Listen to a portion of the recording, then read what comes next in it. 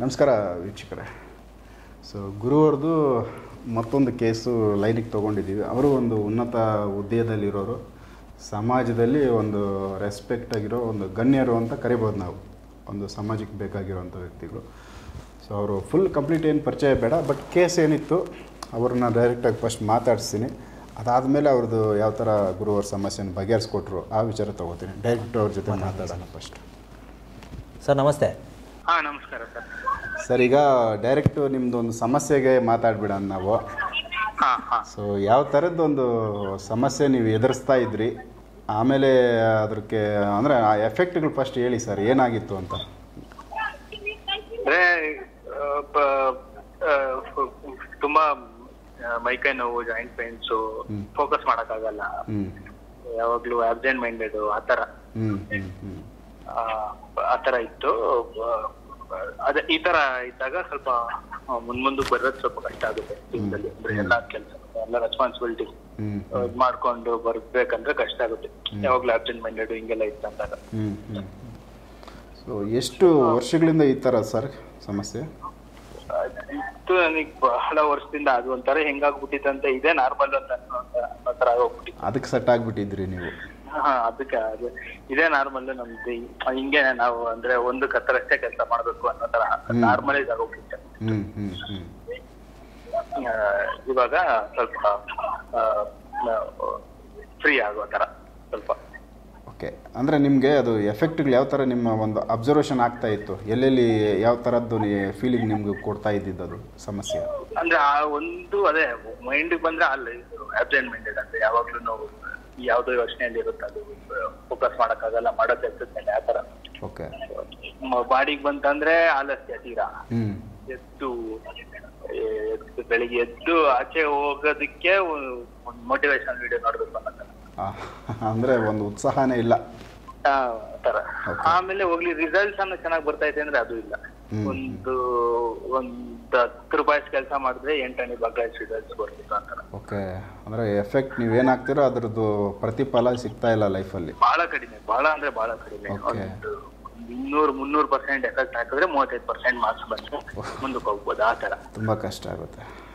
ಆತರ ಈ ಕಡೆ ರಿಸಲ್ಟ್ಸ್ ಅಲ್ಲೂ ಇಲ್ಲ, ಈ ಕಡೆ ನಮ್ಗೆ ಅಂದ್ರೆ ಮೆಂಟಲಿ ಫಿಸಿಕಲಿ. ಈ ಕಡೆ ರಿಸಲ್ಟ್ ಹೋಯ್ತು, ಓಕೆ ಒಂದು ಹೋಪ್ ಅನ್ನೋ ತರನು ಇರಲ್ಲ. ಏನೋ ಒಂದ್ ಕೆಲಸ ಮಾಡಿದ್ರೆ ಮುಂದೋಗ್ತೀವಿ ಬಿಡಪ್ಪ ಅನ್ನೋ ತರನು ಇಲ್ಲ. ಓಕೆ. ಇದೊಂದು ಬಿಟ್ಟು ಸರ್, ಈಗ ಇದು ಬಿಟ್ಟು ಹೆಲ್ತ್ಗೆ ಸಂಬಂಧಪಟ್ಟಂತೆ ಏನಾದರೂ ಎಫೆಕ್ಟ್ಗಳಾಗಿತ್ತಾ ನಿಮ್ಮ ಕುಟುಂಬದಲ್ಲಿ? ನಿಮಗೆ ಅಂತಲ್ಲ, ಟೋಟಲ್ ನಿಮ್ಮ ಫ್ಯಾಮಿಲಿಯಲ್ಲಿ? ಅಂತ ಅದೇ ಜಾಯಿಂಟ್ ಪೇನ್ಸ್ ಹಿಂಗೆಲ್ಲ ಇದ್ದಾಗ ನೀವು ಮೆಂಟಲಿ ಹೇಳ್ತೀರಾ, ಅದು ಅಬ್ಸೆಂಟ್ ಮೈಂಡೆಡ್ ಆಗಿತ್ತು. ಜಾಯಿಂಟ್ ಪೇನ್ಸ್ ಎಲ್ಲ ಹೇಳ್ತೀರಾ, ಅದು ಫಿಸಿಕಲಿ ಬಂದಿರುತ್ತೆ. ಅದು ನಿಮ್ಗೇನಾ, ನಿಮ್ಮ ಒಬ್ಬರಿಗೇನಾ, ಬೇರೆಯವ್ರಿಗೂ ಇತ್ತಾ ಸರ್ ಮನೆಯಲ್ಲಿ? ಮನೆಯಲ್ಲಿ ಪರವಾಗಿಲ್ಲ, ನನ್ಗಂತೂ ನಾನು ಎಲ್ಲೇ ಹೇಳ್ಬೋದು. ನಿಮಗೆ ಜಾಸ್ತಿ ಕಾಣಿಸ್ತಾ ಇತ್ತು? ಹೌದೌದು. ಕೆಲಸ ಮನೇಲಿ ಅಂದ್ರೆ ಸ್ವಲ್ಪ ಅದೇ ಸ್ವಲ್ಪ ಫ್ರಿಕ್ಷನ್ ಆತರ ಬರುತ್ತೆ ಅಷ್ಟೇ ಮನೆಯಲ್ಲಿ. ಬಟ್ ಎಲ್ಲರೂ ಎಲ್ರು ಓಕೆ ಅವ್ರವ್ರದ್ದು ಕೆಲಸ ಅಂತ ಅವ್ರವ್ರ ಇದ್ರಲ್ಲಿ ಹೋಗ್ತಾ ಇದ್ದಾಗ ಅಷ್ಟು ಫ್ರಿಕ್ಷನ್ ಬರಲ್ಲ. ಒಂದಿಬ್ರು ತೀರಾ ಮಾತು ಆ ತರ ಎಲ್ಲ ಬಂದಾಗ ಸ್ವಲ್ಪ ಜಾಸ್ತಿ ಫ್ರಿಕ್ಷನ್ ಬರುತ್ತೆ. ಓಕೆ. ನಿಮ್ದು ಸರ್ ಏಜ್ ಎಷ್ಟು ಸರ್ ಈಗ? ನಂದು ಇವಾಗ 40.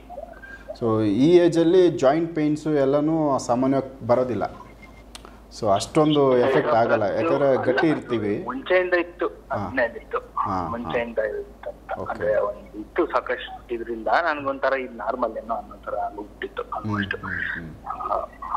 ಈಗ ಗುರುವ್ರ ಬಗ್ಗೆ ಅವ್ರು ಮಾಡಿದ ಕೆಲಸ ನಿಮ್ಗೆ ಯಾವ ರೀತಿ ಒಂದು ಚೇಂಜಸ್ ನಿಮ್ಗೆ ಕಾಣಿಸಿದೆ? ಸ್ವಲ್ಪ ಏನು ಹೇಳ್ಬೋದು ಅವ್ರ ಬಗ್ಗೆ, ನೀವು ಅವ್ರ ವರ್ಕ್ ಬಗ್ಗೆ? ಅದೇ ಅಲ್ಲಿ 3 ಏನ್ ಹೇಳ್ದೆ ಅದೆಲ್ಲ ಸ್ವಲ್ಪ ರಿಲೀಸ್ ಆಗಿದೆ. ಅಂದ್ರೆ ಆಲಸ್ಯ ಏನಿತ್ತು ಫಿಸಿಕಲಿ, ಅದು ಸ್ವಲ್ಪ ಆರಾಮಾಗಿದೆ. ಓಕೆ. ಸ್ವಲ್ಪ ಅಂದ್ರೆ ಸಾಕಷ್ಟೇ ಆರಾಮಾಗಿದೆ, ಆರಾಮ್ ಡಿಫ್ರೆನ್ಸ್ ಕಾಣಷ್ಟು ಆರಾಮಾಗಿದೆ. ಸೂಪರ್. ನಿಮ್ಗೆ ಆ ಫೀಲಿಂಗ್ ಬಂದಿದೆ ಇಲ್ಲ ಇವಾಗ? ಸ್ವಲ್ಪ ಫೋಕಸ್ ಮಾಡ್ಬೋದು ಅಂದ್ರೆ ಕೆಲಸ, ಪ್ರತಿ ಕೆಲಸದಲ್ಲೂ ಫೋಕಸ್ ಮಾಡಿ ಉತ್ಸಾಹ ಇದೆ. ಅಂದ್ರೆ ಆಯ್ತು ನೆಕ್ಸ್ಟ್ ಏನ್ ಮಾಡೋದು ಅನ್ನೋ ತರ ಮುಂದಕ್ಕೆ ಹೋಗಂಗೆ. ಆಮೇಲೆ ಇದು ರಿಸಲ್ಟ್ಸ್ ಅಂದ್ರೆ ಕೆಲಸ ಮಾಡ್ತಾ ಮುಂದಕ್ಕೆ ಹೋಗೋದು, ಅದನ್ನು ಅಷ್ಟೇ ಸ್ವಲ್ಪ ಪರವಾಗಿಲ್ಲ, ಅಂದ್ರೆ ಚೆನ್ನಾಗಿ ಆಗಿದೆ. ಓವರ್ ಆಲ್ ಒಳ್ಳೆ ರಿಸಲ್ಟ್ ಸಿಕ್ಕಿದೆ. ಸೊ ಮೊದಲು ನೀವು 100% ಎಫರ್ಟ್ ಹಾಕಿದ್ರೆ ಅದರಲ್ಲಿ ಬರ್ತಾ ಇದ್ದಿದ್ದು 30%ಗಿಂತ ಒಳಗಡೆ ಅಲ್ವಾ? ಹೌದು. ಆ ವರ್ಕ್ ನಿಮ್ಮ ಹಾಕಿದ ಎಫರ್ಟು ಈಗ ಯಾವ ಥರ ರಿಟರ್ನ್ ನಿಮಗೆ ಫೀಲಿಂಗ್ ಕೊಡ್ತಾ ಇದೆ? ಇವಾಗ ಅಂದ್ರೆ ಇವಾಗ ಪ್ರತಿ ಕೆಲಸನೂ ಸ್ವಲ್ಪ ಪರವಾಗಿಲ್ಲ ಅನ್ನೋ ತರಾನೇ ಬರುತ್ತೆ. ಅಂದ್ರೆ ಅಂದ್ರೆ ತೀರಾ ಎಫರ್ಟ್ ಹಾಕ್ಬೇಕಾಗಿತ್ತು ಅವಾಗ. ಇವಾಗ ಎಕ್ಸ್ಪೆಕ್ಟ್ ಮಾಡ್ಬೋದು, ನಾನು ಇಷ್ಟು ಎಫರ್ಟ್ ಹಾಕ್ತೀನಿ ರಿಸಲ್ಟ್ ಸಿಗುತ್ತೆ ಅನ್ನೋ ತರ ಎಕ್ಸ್ಪೆಕ್ಟ್ ಮಾಡ್ಕೊಂತ ಹೋಗ್ಬೋದು. ಓಕೆ, ಅಂದರೆ ನಿಮಗೆ ಚೇಂಜಸ್ ಅನ್ನೋದು ಕಾಣಿಸ್ಬಿಡ್ತು ಅಲ್ಲಿ. ಹೌದು. ಸೂಪರ್. ಸೊ ಈಗ ಅದು ಯಾವ ಥರದ್ದು ಕೇಸು, ಯಾವ ಥರ ಏನಾದರೂ ನಿಮ್ಗೆ ಐಡಿಯಾ ಬಂತ ಸರ್ ಏನಾಗಿತ್ತು ನಿಮಗೆ ಅಂತ? ಅದು ಅವ್ರು ಕೇಳ್ಬೇಕದು ಎಲ್ಲಿ ಇದ್ರೆ ಅದ್ರದ್ದು ಡೀಟೇಲ್ಸ್ ಎಲ್ಲ ಅವ್ರಿಗೆ ಗೊತ್ತಿರುತ್ತಲ್ಲ. ಓಕೆ. ನಂದು ಸೊ ನಿಮಗೆ ಫಿಸಿಕಲಿ ಏನು ತೊಂದರೆ ಆಗ್ತಾ ಇತ್ತು, ಈಗೇನು ಅದು ರಿಸಲ್ಟ್ ನಿಮ್ಗೆ ಅನುಭವಿಸಿದ್ದೀರಾ, ಇದು ಮಾತ್ರ ನೀವು ಆ ಫೀಲಿಂಗ್ ಏನು ತೊಗೊಂಡಿದ್ದೀರಾ ಅದನ್ನ ನಮ್ಗೆ ಹೇಳಿದ್ದೀರಾ. ಈಗ ನಾನು ಇತ್ತು, ಇವಾಗ ಪರವಾಗಿಲ್ಲ ನನಗೆ. ಅದೇ ಹೇಳಿದ್ನಲ್ಲ, ಎದ್ದು ಹೊರಗೆ ಬರೋಕೆ ಒಂದು ಮೋಟಿವೇಶನಲ್ ವಿಡಿಯೋ ನೋಡ್ಬೇಕು ಅನ್ನೋ. ಸೊ ತುಂಬ ಒಳ್ಳೇದಾಯ್ತು ಸರ್, ನೀವು ನಿಮ್ಮ ಅನುಭವ ನಮ್ಮ ಜೊತೆ ಶೇರ್ ಮಾಡಿದ್ರಿ. ನಾವು ನಿಮ್ಮ ಬಗ್ಗೆ ಎಲ್ಲೋ ಮಾಹಿತಿ ನಾವು ಕೊಟ್ಟಿಲ್ಲ ನಮ್ಮ ವೀಕ್ಷಕರಿಗೆ. ಸೊ ಈಗ ನಿಮ್ಮ ಸಮಸ್ಯೆ ಏನಿತ್ತು ಅದನ್ನು ಗುರುವ್ರ ಜೊತೆ ಮಾತಾಡ್ತೀನಿ. ಓಕೆ, ನಮಸ್ಕಾರ ಸರ್. ಸೊ ಇದು ಇವ್ರದ್ದು ಪರಿಚಯ ಬೇಡ, ತುಂಬ ಅವರು ಒಂದು ಅಫಿಷಿಯಲ್ ಅಂದರೆ ಪೊಸಿಷನ್ನು ಹಂಗೆ ಇದೆ, ಹಾಗಾಗಿ ಅವ್ರದ್ದು ಬೇಡ ಅಂತಂದಿದ್ದಕ್ಕೆ ಅಟ್ಲೀಸ್ಟ್ ರಿಸಲ್ಟ್ ಬಗ್ಗೆ ಏನಿತ್ತು ಏನಾಯಿತು ಅಂತ ತಿಳಿಸಿದ್ದಾರೆ. ನೀವೀಗ ಅದು ಏನು ಸಮಸ್ಯೆ ಇತ್ತು, ಯಾವ ಥರ ಕೇಸ್ ಸರ್? ಇಲ್ಲಿ ಇನ್ನೊಂದು ಹೇಳೋಕ್ಕೋದ್ರೆ ಪೊಲೀಸ್ ಆಗಲಿ, ಲಾಯರ್ ಆಗಲಿ, ಅಥವಾ ಇಂಜಿನಿಯರ್ ಆಗಲಿ, ಡಾಕ್ಟರ್ ಆಗಲಿ, ಯಾರಿಗೆ ಆದರೂ ಸಮಸ್ಯೆ ಆಗೇ ಆಗುತ್ತೆ ಸರ್. ಆರೋಗ್ಯ ಸಮಸ್ಯೆ ಆಗಿರ್ಬೋದು, ಅಥವಾ ಒಂದು ಪ್ರೇತ ಬಾಧೆ ಆಗಿರ್ಬೋದು, ಎಲ್ರಿಗೂ ಸಮಸ್ಯೆ ಆಗುತ್ತೆ. ಆದರೆ ಅವ್ರು ಏನು ಪ್ರೊಫೆಷನಲ್ ಇದ್ದಾರೆ ಅಂತ ಹೇಳ್ಕೊಳಕ್ಕೆ ಅವ್ರಿಗೂ ಇಷ್ಟ ಇಲ್ಲ, ಅವ್ರಿಗೆ ಅವಮಾನ ಮಾಡೋದಕ್ಕೆ ನಮಗೂ ಇಷ್ಟ ಇರಲ್ಲ. ಇಲ್ಲಿ ನೀವಾಗಲಿ ಅಥವಾ ನಾವಾಗಲಿ ಅವಮಾನ ಮಾಡೋಕ್ಕೆ ಇಲ್ಲಿ ಕೂದಿರಲ್ಲ. ಹಾಗೆ ತುಂಬ ಚೆನ್ನಾಗಿ ಮಾತಾಡೋದು ಸರ್. ಇನ್ನೊಂದು ಅವರು ಹಿಂಗೆ ಹೇಳಕ್ಕೆ ಹೋದರೆ ಬೇರೆ ಥರ ನಾನು ಸ್ಟಾರ್ಟ್ ಮಾಡ್ತೀನಿ. ಈ ಹೋಮ ಮಾಡಿಸೋದಾಗಲಿ ಅಥವಾ ಶಾಂತಿ ಹೋಮ ನಡೆಸೋದಾಗಲಿ, ಮನೆಯಲ್ಲಿ ಕೂತು ಮಾಡೋದು ಅಥವಾ ಈ ಹೊರಗಡೆ ದೇವಸ್ಥಾನದಲ್ಲಿ ಹೋಮ ಮಾಡಿಸೋದು, ಯಾರೋ ಏನೋ ಒಂದು ಬ್ಲ್ಯಾಕ್ ಮ್ಯಾಜಿಕ್ ಮಾಡಿದ್ದಾರೆ ಅದಕ್ಕೊಂದು ಹೋಮ ಮಾಡೋದು ಸರ್ ಹೋಗ್ಬಿಡುತ್ತೆ, ಅದಕ್ಕೆ ಹಿಂಗೆ ಮಾಡಿದ್ರೆ ಹಂಗೆ ಮಾಡೋದು ಸರ್ ಹೋಗ್ಬಿಡುತ್ತೆ, ಒಂದು ಯಂತ್ರ ಇಟ್ಕೊಳ್ಳಿ, ಒಂದು ತಾಯ್ತ ಇಟ್ಕೊಳ್ಳಿ, ಒಂದು ಸರ ಇಟ್ಕೊಳ್ಳಿ, ಇದೆಲ್ಲ ಹೇಳ್ತಾ ಹೋದಾಗ ಏನಾಗುತ್ತೆ, ಎಲ್ಲ ಒಂದು ಕಡೆ ರಾಂಗ್ ಗೈಡೆನ್ಸ್ ಕೊಡಂಗೆ ಆಗ್ಬಿಡುತ್ತೆ ಸರ್. ಓಕೆ. ಇವತ್ತಿಗೆ ಇವ್ರಿಗೆ ನನ್ನ ಹತ್ರಕ್ಕೆ ಬರೋಕ್ಕೆ ಮುಂಚೆ ಇವ್ರು ಬೇರೆ ಕಡೆ ಚೆಕ್ ಮಾಡಿಸಿದ್ದಾರೆ. ಅಲ್ಲಿ ಬಂದಿದ್ದು ಫ್ಯಾಮಿಲಿ ಪ್ರಾಬ್ಲಮ್ಮು. ಅಲ್ಲಿ ಏನೋ ಒಂದು ಸ್ವಲ್ಪ ಕೆಡಕ್ ಮಾಡಿದ್ದಾರೆ, ಯಾರೋ ಒಬ್ಬರು ಫ್ಯಾಮಿಲಿ ಒಳಗಡೆ ಕಪ್ಪ ಕೆಲಸಗಳನ್ನ ಮಾಡಿದ್ದಾರೆ ಅಂತ ಹೇಳಿ. ಅದಾದಮೇಲೆ ಅವರು ಪ್ರತ್ಯಂಗಿರ ದೇವಿದು ಆರಾಧನೆ ಅಥವಾ ಹೋಮ ಏನೋ ಮಾಡಿಸಿದ್ದಾರೆ ಮನೇಲಿ. ಈ ಥರ ಮಾಡಿಸಿದ್ದೀವಿ ನಾವು ಅಂತ ಮಾಡಿಸಿ 1 ತಿಂಗಳವರೆಗೂ ನೀಟಾಗಿ ಸ್ವಲ್ಪ ಕ್ಲಿಯರ್ ಆಗಿದೆ, ಮೈಂಡಲ್ಲಿ ಹಗುರ ಆಗಿದೆ, ಫ್ರೀ ಅನಿಸುತ್ತೆ, ರಿಫ್ರೆಶ್ ಇದೆ ಮೈಂಡೆಲ್ಲೂ. ಈ ಥರ ಚೆನ್ನಾಗಿ ಆಗ್ಬಿಟ್ರು ಅವರು. 1 ತಿಂಗಳಾದಮೇಲೆ ಯಥಾ ಪ್ರಕಾರವಾಗಿ ಸ್ಪೈನಲ್ ರಾಡ್ ಹತ್ರ ಪ್ರಾಬ್ಲಮ್ಮು, ಬೆನ್ನೋವು, ಜಾಯಿಂಟ್ ಪೇನ್ಗಳು ಜಾಸ್ತಿ. ಮೇಯ್ನ್ ಅವರು ಈಗ ಒಂದು personal part, back personal part ಮೇಲ್ಗಡೆ ಆ ಜಾಗ ಏನಿರುತ್ತಲ್ಲ, ಸೆಂಟ್ರ್ ಪಾಯಿಂಟ್ ಏನಿರುತ್ತಲ್ಲ, ಈಗ ಗುಡ್ದಾರ ಕಟ್ಟೋ ಲೈನು ಅಂತ ಇಟ್ಕೊಳ್ಳೋಣ, ಆ ಸೆಂಟ್ರಲ್ಲಿ ಸ್ಟಾರ್ಟ್ ಆದರೆ ಪೇಯ್ನು, ಜಾಯಿಂಟ್ ಪೇನ್ಗಳೆಲ್ಲ ಇಟ್ಕೊಳ್ಳೋಕೆ ಸ್ಟಾರ್ಟ್ ಆಗೋದು. ಎಲ್ಲನೂ ಅಲ್ಲಿಂದ ಶುರು ಆಯ್ತು ಅಂದರೆ ಎಲ್ಲ ಇಟ್ಕೊಳ್ಳೋಕೆ ಸ್ಟಾರ್ಟ್ ಆಗೋದು. ಅಂದರೆ ಒಂದು ಕೆಲಸ ಮಾಡಬೇಕಂದ್ರೆ ಒದರ್ಕೊಬೇಕು, ಅಥವಾ ಕೂತ್ರೆ ಎದ್ರೆ ಪೇಯ್ನು. ಇದು ನಾರ್ಮಲ್ ಆಗಿಬಿಟ್ರೆ ಯಥಾ ಪ್ರಕಾರವಾಗಿ ದಿನಾನು ಇದು ನಾರ್ಮಲ್ ಅಂದ್ಕೊಂಡು ಅವ್ರಿಗೆ ಫುಲ್ ಬೇಜಾರಾಗ್ಬಿಟ್ಟಿತ್ತು. ಬೆಳಗ್ಗೆ ಎದ್ರೆ ಆಯಾಸ, ಆ ಜಾಯಿಂಟ್ ಪೇಯ್ನಿಂದನೇ ಅವ್ರಿಗೆ ಸುಸ್ತು, ಅಂದರೆ ಅದಕ್ಕೆ ಸೆಟ್ ಆಗಿಬಿಟ್ಟಿದ್ದೀನಿ ಅಂತ ಸೆಟ್ ಆಗಿಬಿಟ್ಟಿದ್ದಾರೆ ಅನ್ನೋ ಥರ ಆಗ್ಬಿಟ್ಟಿತ್ತು ಅವ್ರದ್ದು ಲೈಫೇ. ಹಂಗಾಗ್ಬಿಟ್ಟಿತ್ತು. ಈ ಪೂರ್ತಿ ಮೇಲಿನಂಥ ಮೇಲೇನಂತ ಪ್ರಯೋಗ ಆಗಿದ್ದಿತ್ತು, ಬೇರೆ ಎಲ್ಲಾದರೂ ಬಿಸಾಡಿರಲಿ ಸರ್, ಪ್ರಯೋಗ ಮಾಡಿ ಎಲ್ಲಾದರೂ ಬಿಸಾಡಿರಲಿ. ಪ್ರಯೋಗ ಆಗಿದ್ದು ಎಷ್ಟು ಮಟ್ಟಿಗೆ ಅಂಟ್ಕೊಂಡಿತ್ತು ಅಂತಂದರೆ, ಒಂದು ಹನುಮಂತನ ಬಾಲ ಥರ ಅಂಟ್ಕೊಂಡ್ಬಿಟ್ಟಿತ್ತು ಅವ್ರಿಗೆ ಪ್ರಾಬ್ಲಮ್ಮು. ಓಕೆ. ಆ ಜಾಗ ಒಂದೇ ಒಂದು ಎಫೆಕ್ಟ್ ಸರ್. ಅಲ್ಲಿ ಮೇಯ್ನು ಅಲ್ಲಿ ಟಾರ್ಗೆಟು ಅದೊಂದೇ ಜಾಗ ಆಗಿತ್ತು ನಂದು. ಆ ಒಂದು ಜಾಗಕ್ಕೆ ಕ್ಲಿಯರ್ ಮಾಡಿದ್ದಕ್ಕೆ ಒಳಗಡೆ ಇದ್ದಿದ್ದೆಲ್ಲ ಪೂರ್ತಿ ಬಾಡಿನೇ ಫ್ರೀ ಆಗಿದೆ. ಇವ್ರಿಗೆ ಅಟ್ಯಾಚ್ಮೆಂಟ್ ತೊಗೊಂಡಿದ್ದು 2 ರಿಂದ 3 ಕೆಟ್ಟ ಶಕ್ತಿಗಳು, 2 ರಿಂದ 3 ಹೊರಗಡೆ ಸುತ್ತಮುತ್ತ ಓಡಾಡ್ಕೊಂಡಿದ್ದು, 2 ಅಟ್ಯಾಚ್ಮೆಂಟ್ ತೊಗೊಂಡಿದ್ದು, 1 ಸುತ್ತಮುತ್ತ ಓಡಾಡ್ಕೊಂಡಿದ್ದು. ಇಲ್ಲಿ ಒಂದಕ್ಕೊಂದು ಅಟ್ಯಾಚ್ಮೆಂಟ್ ತೊಗೊಂಡು ಮನೆ ಒಳಗಡೆ ಕೆಲವೊಂದು ಸಮಸ್ಯೆಗಳು, ಸಣ್ಣ ಪುಟ್ಟ ಸಮಸ್ಯೆ, ಅಷ್ಟೊಂದು ತೀರ ಇಲ್ಲ, ಸ್ವಲ್ಪ ಇತ್ತು. ಬಟ್ ಮೂಲವಾಗಿ ನೋಡೋಕೆ ಹೋದರೆ ಇವರೇ ಸ್ವಲ್ಪ ಸಮಸ್ಯೆ ಅನ್ನೋ ಥರ ಅನಿಸ್ತಿತ್ತು ಇವ್ರಿಗೆ. ನಾರ್ಮಲ್ ಇಲ್ಲ ಅನ್ನೋ ಥರ. ಯಾಕಿದು ಅಂತ ಎಷ್ಟು ಮೆಡಿಸಿನ್ಸ್ ತೊಗೊಂಡ್ರು, ಇವರು ಆಸ್ಪತ್ರೆಗಳಲ್ಲಿ ಏನೆಲ್ಲ ಮಾಡಬೇಕು ಆ ಚಿಕಿತ್ಸೆಗಳನ್ನೆಲ್ಲ ಮಾಡಿದ್ರು ಅದು ಏನು ಚೇಂಜಸ್ ಆಗಿರಲಿಲ್ಲ.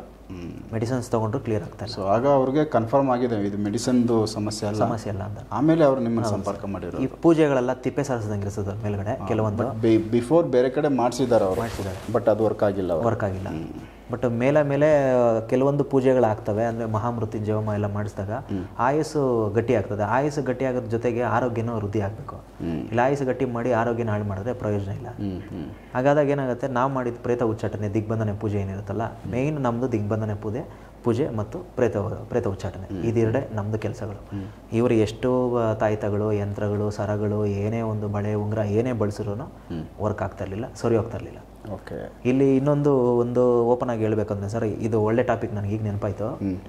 ಆ ಯಂತ್ರಗಳಾಗಲಿ ಅಥವಾ ಒಂದು ಸರಗಳಾಗಲಿ ಅದು ಒಂದು ಇನ್ನೊಂದು ಮತ್ತೊಂದು ತಾಯ್ತಗಳಾಗಲಿ ಎಷ್ಟು ಮಟ್ಟಿಗೆ ವರ್ಕ್ ಆಗುತ್ತೆ, ಎಷ್ಟು ಮಟ್ಟಿಗೆ ವರ್ಕ್ ಆಗಲ್ಲ ಅನ್ನೋದನ್ನ ತಿಳ್ಕೊಳ್ಳೇಬೇಕು ಸರ್ ಜನ.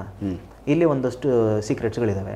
ಯಾಕಂದ್ರೆ ನಾನು ನಮ್ಮ ಗುರುಗಳ ಹತ್ರ ನಾವೇನು ಕಲ್ತ್ವಿ ರೀಸೆಂಟಾಗಿ ಒಂದು 4-5 ತಿಂಗಳಿಂದ ಇವುಗಳು ನನಗೆ ಗೊತ್ತಾಯಿದೆ. ಯಾಕಂದ್ರೆ ನಾವು ಯಂತ್ರಗಳು ಬರ್ಕೊಟ್ಟಾಗ ಯಾಕೆ ಫಲಿಸ್ತಿಲ್ಲ, ಯಾಕೆ ಫಲಿಸ್ತಿತ್ತು, ಕೆಲವೊಂದು ಫಲಿಸ್ತವೆ, ಯಾಕೆ ಕೆಲವೊಂದು ಫಲಿಸಲ್ಲ, ಅಂದರೆ ಇಲ್ಲಿ ಬಂದಿದ್ದ ರಿಸಲ್ಟ್ ಅಲ್ಲಿ ಯಾಕೆ ಬರ್ತಲ್ಲ ಅಂತ ನಾನು ಅಬ್ಸರ್ವ್ ಮಾಡಿದಾಗ ಏನಾಯಿತು, ಅದನ್ನು ವಿಚಾರಿಸ್ಕೊಂಡಾಗ, ಹಿರಿಯರು ಗೊತ್ತಿರೋರ ಹತ್ರ ವಿಚಾರಿಸ್ಕೊಂಡಾಗ, ಒಂದು ಮಗು ಹುಟ್ಟಿದ್ದು ಮನೆ, ಓಕೆ, ಮಗು ಹುಟ್ಟಿದ ಮನೆ, ಸಾವಾಗಿದ ಮನೆ, ಆಮೇಲೆ ಋತುಮತಿ ಮನೆ, ಮುಟ್ಟಾಗಿದ ಮನೆ, ಆಮೇಲೆ ಕೆಲವೊಂದು ವ್ಯವಸ್ಥೆ ಸರಿ ಇಲ್ದಿರೋಂಥ ಮನೆಗಳು. ಓಕೆ. ಈ ಥರದ್ದು ಮನೆಗಳಿಗೆ ನಾವು ಕೊಟ್ಟಂಥ ಯಂತ್ರಗಳು, ತಾಯ್ತಗಳನ್ನು ಹಾಕ್ಕೊಂಡು ಆ ಮನೆಗೆ ಹೋಗೋದು ಅಥವಾ ಸ್ಮಶಾನಕ್ಕೆ ಹೋಗೋದು, ಕೊಟ್ಟಿರೋಂಥ ಯಂತ್ರಗಳನ್ನ ಈ ಜಾಗಗಳಲ್ಲಿ ಯಂತ್ರಗಳನ್ನು ಯೂಸ್ ಮಾಡಬಾರ್ದು ಅಂತ ಆಲ್ರೆಡಿ ಇದನ್ನು ಮುಂಚೆಯಿಂದನೂ ಋಷಿ ಮುನಿಗಳು ಹೇಳ್ಬಿಟ್ಟಿದ್ದಾರೆ. ಒಂದು ಯಂತ್ರಕ್ಕೆ ಒಂದು ಮಂತ್ರ, ಆ ಮಂತ್ರದ ವಿಧಾನಗಳು, ಆ ಮಂತ್ರಕ್ಕೆ ಆ ಯಂತ್ರಕ್ಕೆ ಬಳಸುವಂಥ ಪದಾರ್ಥಗಳು, ಇದಿಷ್ಟನ್ನು ಒಟ್ಟಾಗಿ ಗೂಡಿಸಿ ಒಂದು ತಂತ್ರ ಅಂತ, ಒಂದು ಸೆಕ್ಯೂರಿಟಿ, ಒಂದು ಶೀಲ್ಡ್ ಅಂತ ಕೊಟ್ಟಾಗ ಜನಗಳಿಗೆ ಕೆಳಗಡೆ ಒಂದು ಡಿಸ್ಕ್ರಿಪ್ಷನಲ್ಲಿ ಒಂದು ವಾರ್ನಿಂಗ್ ಒಂದು ವರ್ಡ್ಸ್ ಇರುತ್ತೆ. ಓಕೆ. ಅದೇ ತಾಳೆ ಗರಿನಲ್ಲೇ ವಾರ್ನಿಂಗ್ ಒಂದು ವರ್ಡ್ಸ್ ಇರುತ್ತೆ. ಅದು ಯಥಾ ಪ್ರಕಾರ ಇದ್ದೇ ಇರುತ್ತೆ, ದೊಡ್ಡವ್ರಿಗೂ ಗೊತ್ತಿರುತ್ತೆ. ಲಾಸ್ಟಲ್ಲಿ ಇದ್ದಿದ್ದು ಮೆನ್ಷನ್ ಮಾಡಿದ್ದು ನನಗೆ ಅವರೇ ತೋರಿಸಿದ್ರು. ಸ್ಮಶಾನಕ್ಕೆ ಹೋಗಂಗಿಲ್ಲ, ಹುಟ್ಟಿದ ಮನೆ, ಸಾವಿನ ಮನೆ, ಋತುಮತಿ ಮನೆ, ಮುಟ್ಟಾಗಿದ ಮನೆ, ಇಲ್ಲೆಲ್ಲೂ ಹೋಗಬಾರ್ದು. ಕೆಟ್ಟ ಎನರ್ಜಿ ಅಂತ ಇರೋಂಥ ಮನೆಗಳು, ಧರ್ಮ ಬಿಟ್ಟು ಧರ್ಮಕ್ಕೆ ಆ ಮನೆಗಳಿಗೆ ಹೋದಾಗ ಆಚಾರ ವಿಚಾರಗಳೆಲ್ಲ ಹೆಚ್ಚು ಕಮ್ಮಿ ಇದ್ದಾಗ ಆ ಯಂತ್ರಗಳು ವರ್ಕ್ ಆಗಲ್ಲ, ಎಲ್ಲನೂ ಉಲ್ಟಾ ತಿರುಗುತ್ತೆ, ಪ್ರಕೃತಿ ಉಲ್ಟಾ ತಿರುಗಿಸುತ್ತೆ ಅದೆಲ್ಲನೂ. ಅಲ್ಲೆಲ್ಲ ಮುಟ್ಟಾಗಿರೋಂಥದ್ದು, ಅಂಟು ಮುಟ್ಟಾಗಿರೋಂಥ ಮನೆಗಳು, ಅಲ್ಲಿ ಏನಾದರೂ ದೋಷ ಆಯಿತು ಅಂತಂದರೆ ಇಮಿಡಿಯೇಟು ಪಟ್ಟಂಥ ಸರಗಳು ಒಡೆದೋಗೋದಾಗಲಿ ಅಥವಾ ಯಂತ್ರಗಳು ಬಿದ್ದೋಗೋದಾಗಲಿ, ಅದರಲ್ಲಿರೋಂಥ ಶಕ್ತಿಗಳು ಹೋಗೋದಾಗಲಿ, ಎಲ್ಲಾದರೂ ಹೋಗಲೇಬೇಕು ಅನ್ನೋದಾದರೆ, ಒಂದು ಸ್ಮಶಾನಕ್ಕೂ ಒಬ್ಬರು ಮನೆಗೆ ಹೋಗಲೇಬೇಕಾದ್ರೆ ಧರಿಸಿರೋವಂಥದ್ದನ್ನು ಒಂದು ದೇವಸ್ಥಾನದ ಮರಕ್ಕೆ ಕಟ್ಟಿ ಅಲ್ಲಿ ಆ ದೇವರಿಗೆ ಹ್ಯಾಂಡ್ ಓವರ್ ಮಾಡಿ ನಮಸ್ಕಾರ ಮಾಡಿ ಇಲ್ಲಿ ಬಿಟ್ಟು ಹೋಗ್ತಾಯಿದ್ದೀನಿ, ಬಂದು ಹಾಕೊಂಡು ಹೋಗ್ತೀನಿ ಅಂತ ಅಂದ್ಬಿಟ್ಟು ಅನುಮತಿ ತೊಗೊಬೇಕು. ಮತ್ತೆ ತಿರ್ಗಾ ಅದನ್ನಲ್ಲೇ ಬಿಟ್ಟು ಯಾರು ಎಲ್ಲೂ ಹೋಗ್ಬೇಕಾಯ್ತು ಆ ಕೆಲಸ ಎಲ್ಲ ಮುಗಿಸಿ ವಾಪಸ್ಸು ಅಲ್ಲೇ ಅದೇ ದೇವಸ್ಥಾನಕ್ಕೆ ಬಂದು ಅದನ್ನು ತೊಗೊಂಡೋಗಿ ಅದನ್ನು ಶುದ್ಧೀಕರಣ ಮಾಡಿಕೊಂಡು ಆಮೇಲೆ ಅದನ್ನು ಧರಿಸ್ಕೊಬೇಕು. ಯಾವುದೇ ಒಂದು ಯಂತ್ರಗಳು ಮನೇಲಿ ಬಳಸಿದ್ರು ಸರ್, ಒಂದು ಚಕ್ರಗಳು, ಯಂತ್ರಗಳು ಏನೇ ಒಂದು ಮನೇಲಿ ಬಳಸಿದ್ರು ಕೂಡ ಅಲ್ಲಿ ಒಂದು ಪೀರಿಯಡ್ಸ್ ಆಗೋದು. ಮಗು ಹುಟ್ಟಾಗ ಅಲ್ಲೊಂದು ಸೂತ್ಕಾಗುತ್ತೆ, ಸಾವು ಹುಟ್ಟಾಗ ಒಂದು ಸೂತ್ಕಾಗ್ತದೆ.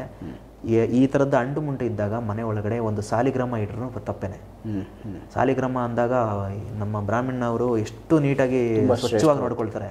ಅದೇ ಥರ ಯಂತ್ರಗಳಾಗಲಿ ಸರ್, ಯಾವುದೇ ಒಂದು ಶ್ರೀಚಕ್ರದಿಂದ ಡಿವೈಡ್ ಆಗಿರೋ ಎಂಥ ಯಂತ್ರಗಳಾದ್ರೂ ಕೂಡ ಅಲ್ಲಿ ಎಲ್ಲೋ ಒಂದು ಕಡೆ ಮಿಸ್ಟೇಕ್ ಆಯಿತು ಅಂತಂದರೆ ಮನೆ ಒಳಗಡೆ ಶಾಪ ಆಗುತ್ತೆ. ಒಂದು ಎಕ್ಸಾಂಪಲ್ ನಾನು ಫಸ್ಟ್ ಎಪಿಸೋಡಲ್ಲಿ ಹೇಳಿದ್ದೆ, ಪ್ರೊಸೀಜರ್ ಗೊತ್ತಿಲ್ಲದೆ ಅಕಸ್ಮಾತ್ ತೊಗೊಂಡು ಬಂದು ಯಾರೋ ಕೊಟ್ಟರು ಅಂತ ತೊಗೊಂಡ್ಬಂದು ಪ್ರತಿಷ್ಠಾಪನೆ ಮಾಡಿದ ಕಳಶ ಅಷ್ಟು ಮಟ್ಟಿಗೆ ನೆಗೆಟಿವ್ ಆದಾಗ ಈ ಸಾಲಿಗ್ರಾಮ ಆಗಿರ್ಬೋದು, ಯಂತ್ರಗಳು, ತಾಯ್ತಗಳು ತಗೊಂಬಂದು ಮನೆಗಿಟ್ಟು ಅಲ್ಲೇನಾದರೂ ಸ್ವಲ್ಪ ದೋಷ ಆದರೆ ಮನೇಲಿ ಸಾವು ನೋವುಗಳು ಅನುಭವಿಸ್ಬೇಕಾಗ್ತದೆ, ಫಿನಾನ್ಷಿಯಲ್ ಪ್ರಾಬ್ಲಮ್ ಆಗ್ತದೆ, ತುಂಬ ಅಂದರೆ ತುಂಬ ಡ್ಯಾಮೇಜ್ ಅನುಭವಿಸ್ತಾರೆ. ಯಾವುದೇ ಆಗಲಿ ಇಷ್ಟೇ ಲಿಮಿಟ್ಸ್ ಇರುತ್ತೆ ಸರ್. ಒಬ್ಬ ಸ್ಪಿರಿಚುವಲ್ ಪರ್ಸನ್ನು ಅವನು ಅದೇ ಥರನೇ ಮುಂದಕ್ಕೆ ನಡ್ಕೊಂಡು ಹೋಗ್ತಾನೆ ಅಂದರೆ ಅದು ಅಲ್ಲಿಗೆ ಸೀಮಿತವಾಗಿರ್ತದೆ. ಎಲ್ಲ ಅದು ಬಿಟ್ಟು ನಾವು ಮನೆ ಒಳಗಡೆ ಒಬ್ಬ ಸ್ಪಿರಿಚುವಲ್ ಪರ್ಸನ್ ಆಗಿ ನಡಿತೀನಿ, ಎಲ್ಲರೂ ದೇವಸ್ಥಾನದಲ್ಲಿರೋಂಥ ದೇವ್ರನ್ನ ಮನೆ ಒಳಗಡೆ ತೊಗೊಂಬಂದು ಇಟ್ಕೊತೀನಿ, ಯಂತ್ರ ಮುಖಾಂತರ, ಕಳಶದ ಮುಖಾಂತರ ಏನೋ ಒಂದು ಮಾಡ್ತೀವಿ ಅಂದರೆ ಅದು ಅಟ್ಟರ್ ಫ್ಲಾಪ್ ಆಗುತ್ತೆ. ಅವರಿಗೆ ಕಟ್ಟಿಟ್ಟು ಬುದ್ಧಿ ನಿಜವಾಗ್ಲೂ ಅವ್ರು ಅನುಭವಿಸ್ತಾರೆ. ಇಷ್ಟು ಪ್ರಾಬ್ಲಮ್ಗಳಾಗುತ್ತೆ. ಎಲ್ಲಿ ನೋಡಿಕೊಂಡು ಹುಷಾರಾಗಿರಿ ಅಂತ.